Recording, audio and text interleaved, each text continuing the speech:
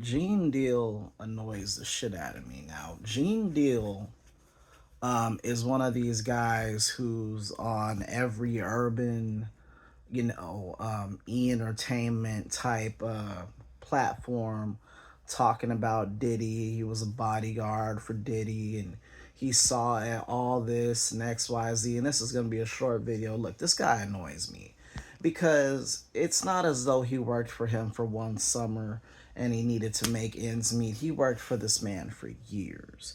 For years and years and years, you saw him smack women around, and you saw the drugs, and you saw the underage kids, and you saw the this, and you saw the that, and you worked for him for years, and you attended the party for years, and you got paid for years. He was signing your check for you for years.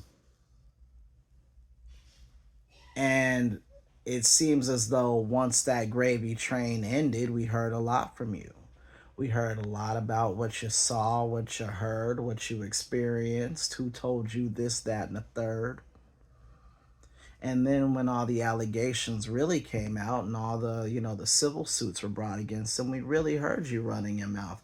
And I don't imagine you running your mouth for free. I imagine all these places who are concerned with the art of gossip, really want to be in business with a Gene Deal. But here's my question: where's the consistency?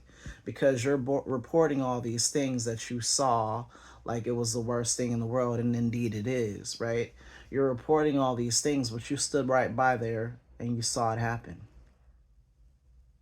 You know what I would do if I was in a situation where my boss was smacking women around and dragging them around and beating people up and abusing young men and doing all this and all these things that he's alleged to have done? You know what I would do if I was in a situation like that, working with someone like that? I would no longer work with them. I would no longer work with them. There's a point of personal responsibility in everything you do, but to sit there and go in all these places, and I don't know how much he charges per appearance, right? But I know he's got his own podcast, and what else could he be talking about but other people? Because nobody knows who the fuck he is outside of what he has to say about other people, right? So I don't know how much they're paying this guy for these appearances. But not only do you get to sit there and act as though you're this moral arbitrator of truth, you also get paid.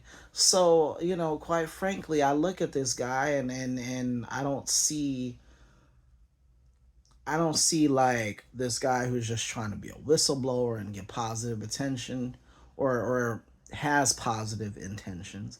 I see an opportunist. I see a person who got to party with dance with the devil, and help the devil carry out all his devilish fucking plans. And then you get to jump on the other side and act as though you were an agent of heaven this whole time. You were you were popping bottles with Diddy. You were. I'm sure he threw you a few of his runoff women. The one you probably get a whole bunch of escorts, and can't sleep with them all himself. I'm sure you got a few. I'm sure you got a little bit of the drugs. I'm sure, he probably participated in these freak offs. It's like you were right there, you saw everything, but he just didn't approach you like that. Why did you have the magic pass? Who are you? Other than some fucking Barbie. I can't talk today. Some fucking security guard that's easily replaceable. Who the fuck are you? It's amazing. All these people knew this and knew that, and they're going on every podcast and they're talking, but they did nothing about it when they saw it. So why should they even be believed? I don't like